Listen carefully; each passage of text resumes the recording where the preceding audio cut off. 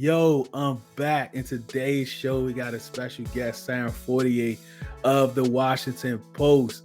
He's going to, give us some takeaways from day one, day two of OTAs. We also going to talk about Ron Rivera's press of the day, the absent OTAers. We know who they are. We're going to talk about Sam Howell's huddle presence. We also going to get into Bieniemy's demeanor and how are the players responding to it. Sadiq Charles, starting left guard, finally. We're going to see, and also this new practice schedule that we've been hearing about. Quick update: the website is under construction right now. We just added tons of different features to it. It should be up prior to June 15th. Connected to that is going to be the Red Zone in the Lab store. That's about 40% done. I'm very excited about that. More information to come. I will be back on Twitter in Twitter Spaces Friday, the 26th. I'm excited. Come on to the lab and let's talk some Commanders football. On the other side of this, Sam Fortier. Appreciate y'all. This is Hog Farmer Chris and the 2022 Commanders Fan of the Year. Before you listen to Red Zone in the Lab podcast, I want to thank you for your support in bringing awareness to the Hog Farmers Charitable Foundation, which helps children and their families affected by pediatric cancer. You truly make a difference. And with that being said, please don't forget to subscribe to the podcast on YouTube.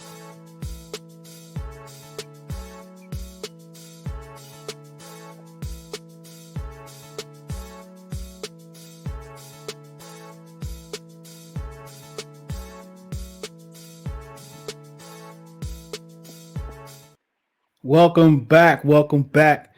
This is Red Zone in the Lab podcast. I am Deuce, and joining me today is Sam Fortier from the Washington Post. Sam, how are you doing today, buddy? I'm doing well. We were out in Ashburn today, as you can see from the from the flag behind me, out at Commanders Park, and it's a beautiful day, man. It was the second day of OTAs. Got to watch along, and I'm in a great mood right now.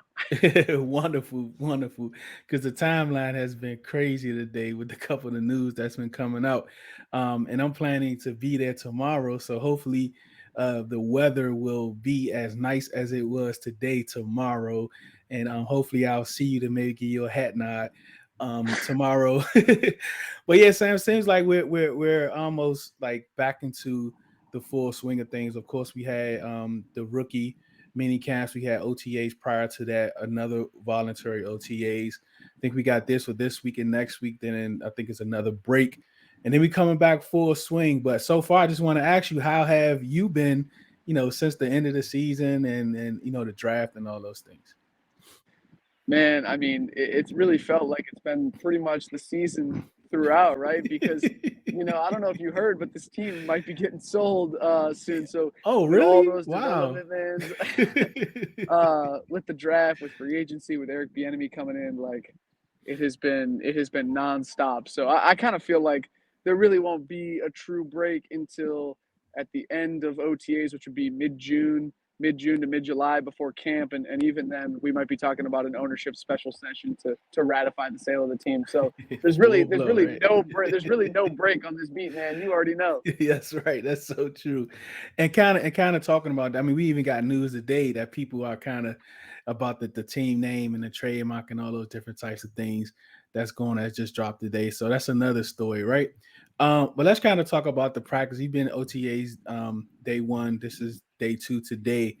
And the practice schedule, we've heard that Bieniemy seems to have full control of the schedule. He changed some things from last year. What do you see different from last year to this year? Yeah, mainly I think it was one of those drills where they had 4-on-4. Basically, it's the quarterback, running back, tight ends, and then the linebackers, not necessarily the secondary, and sort of doing what you would do in 7-on-7, but in a more limited capacity. I know some people like that drill because it gives the quarterback it forces them to read and react quickly. Make some shorter throws. Some people are like, why don't you just do 7-on-7, because like those are the reads you're going to be making in games. Like, you might be hitting Cole Turner up the seam right now, but like if a safety's there, somebody over the top, like that throw is not going to be available. But that was one of the drills that stuck out to me. That was Eric Bieniemy special. And the schedule, really, I think shuffling around some periods, doing a little bit more 7-on-7, a little bit more 11-on-11 than the past. But really, I think the biggest change was vibes. I mean, Eric Bieniemy, a very demanding, exacting, loud coach. Scott Turner may have been more exacting in the meetings, but he was a very, quiet, kind of cerebral presence on the practice field. So, there was a play today where Eric Bieniemy said, we only have X amount of time, so you got to get your S. I don't know if we can curse on the pod, but you got to get your S together. And I think you really saw Sam Howell kind of adapt to that. There was a point where they broke the huddle and they lined up, and Sam didn't like what he saw. Nick Gates said, there might have been a player lined up wrong, and he called him back into the huddle, and they reset the whole thing, which is what Eric Bieniemy wants from his quarterback, taking control like that. So that's really what I noticed different out here, day one that we've seen Eric Bieniemy. That's actually a perfect segue. We was going to kind of talk about that later on, but that's actually perfect because it fell right into, Eric Bieniemy's demeanor. We've heard a lot about it from different players, old and new, different coaches he's played with, been with, he's coached with. But I'm very not really concerned with this team. The way this team is built, this Ron Rivera type team is built. You don't really have a lot of prima donnas. I mean, we we may have one, but we're not gonna get into that today. Wow. But when you think about the players' response to this, because we know like Ron can be very demanding, also Randy Jordan can be very demanding, but Eric Bieniemy coming from Scott Turner to Eric Bieniemy, how do you think the players' response is to the way that he's approaching them? When we were at Eric Bieniemy's introductory press conference, it stuck out to me that Terry McLaurin walked up to him, and one of the first things he said was, "I want to be coached hard. I know that you know how to get there, get how he knows how to get where Terry wants to go." And he said, "I want to be coached hard. I want everything that you gave them because they got to where we want to be, the Super Bowl, to be the champions." And I know that's something that has really stuck out, and I think that Eric Bieniemy has followed through on that. Antonio Gibson today told us, it feels like there's a new energy around here. And we were talking to John Allen, and I asked him, how much of that new energy is the improvements on defense, the revamped offense, and how much of it is the ownership situation? And John said certainly the ownership situation is a really big part of why there's a new energy around, because obviously the fans were more affected than John was. And the fans seemed pretty excited, he said. So, but I mean, John said, in addition to Eric Bieniemy, I think Eric Bieniemy is an important piece of a larger puzzle. And John said, I think that we can be really good this year. And I know that when we play up to our potential, this city is a great football town, and it's going to be on fire. It won't be long. Along with the revamped website, Red Zone and the Lab podcast store will be up soon.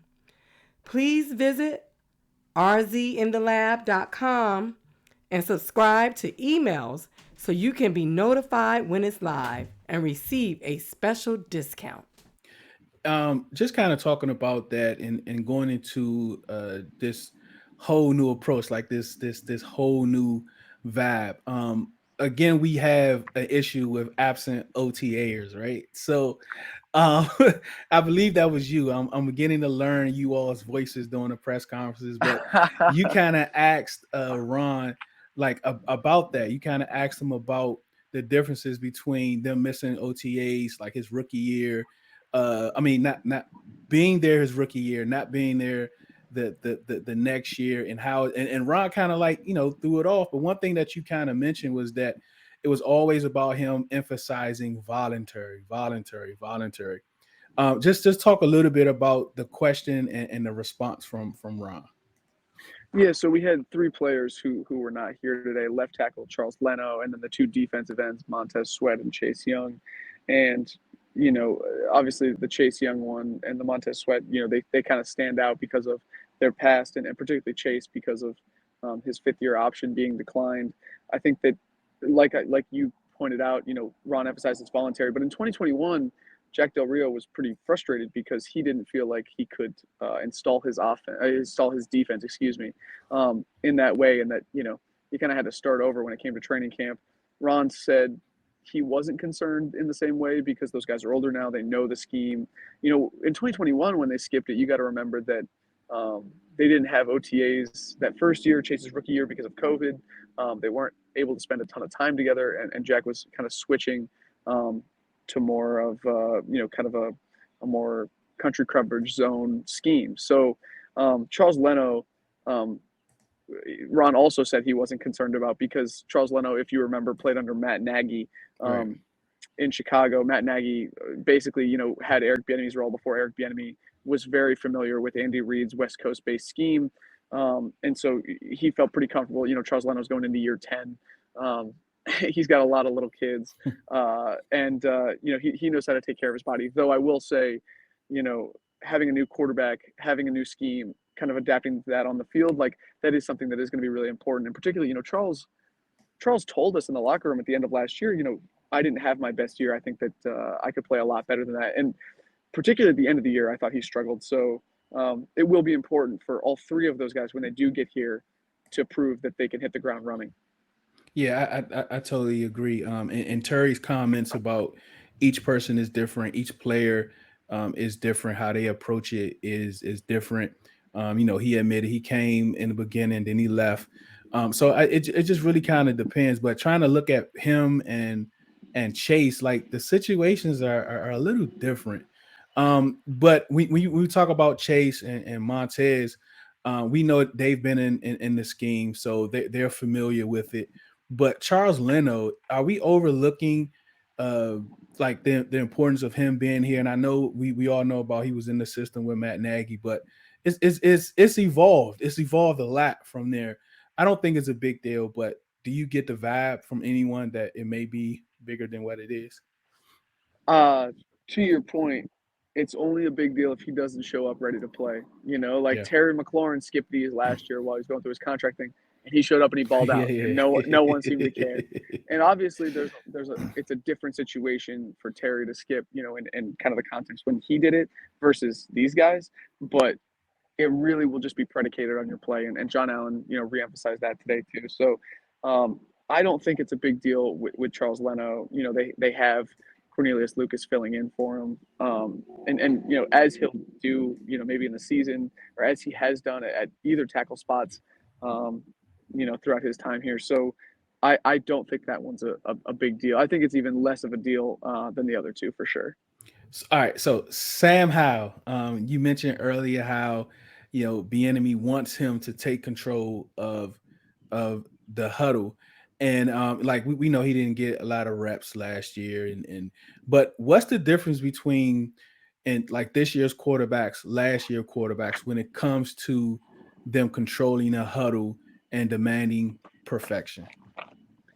Well, I mean, I think Sam Howell, is being forced by Eric Bieniemy to kind of be more assertive, and obviously, Carson Wentz was a veteran guy, Taylor Heineke was a veteran guy who had the respect of his teammates. But I do think it's notable that Sam Howell is doing things and maybe has a little bit more control at the line than Carson did last year. Scott Turner had a scheme, and he wanted the scheme run how the scheme was going to be run, and I think that Eric Bieniemy is maybe fitting. Ryan Fitzpatrick on Thursday Night Football, I remember, criticized Scott Turner's scheme for not being player friendly, for not adapting to his players. And I think that's something Eric Bieniemy has emphasized again and again, since he's arrived here, is, hey, like, we are going to figure out what parts of this, it's not it's not always going to be transferable, because the way he was running it in Kansas City was with Patrick Mahomes. So he's going to figure out what parts to emphasize, what parts to de-emphasize in Washington to get the most out of this offense. All right, last question that we. Well, I have two more questions. The next question is a little funny one. Sadiq Charles, starting left guard. He's come a long way. I think this is he's also in a contract year, I believe.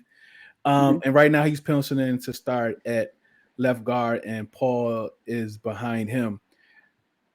How does Sadiq Charles look this year compared to previous years? Because I know he's been hurt, coming off of injuries. He seems pretty healthy right now. Do you think he has a great opportunity to be the starting left guard? I do. I don't know if anybody remembers this, but I have a soft spot for Sadiq, because his rookie year, I went down to Atlanta for a couple of days, spent some time with him, wrote about really his journey to the NFL, which is pretty remarkable. His mother was a nurse in a hospital during Katrina, and they stayed in New Orleans during Katrina, where he grew up.